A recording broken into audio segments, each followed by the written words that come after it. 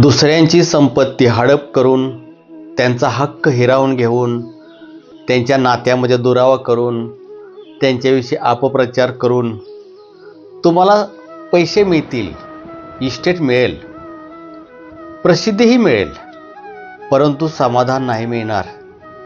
तुम्हाला अन्न मिळेल, परंतु भूक मिळणार नाही. झोपण्यासाठी खूप चांगली चांगली अंथरुणं मिळतील, परंतु झोप मिळणार नाही. तुम्ही कितीही काड्या करा, कितीही कारवाया करा, कितीही वाटोळं करा एखाद्याचं, परंतु स्वतःच्या अंतःकरण तपासून पहा, तुम्ही सुखी नाही. पिशाच्च्या प्रमाणे रात्रंदिवस तुम्ही धडपडत फिरताय, तुम्हाला आनंद नाही. इथंच सावध व्हा. ईश्वर तुम्हाला सावध करतोय, पाप करू नका. पापाची फळं अत्यंत दारुण असतात, वाईट असतात, हे लक्षात घ्या.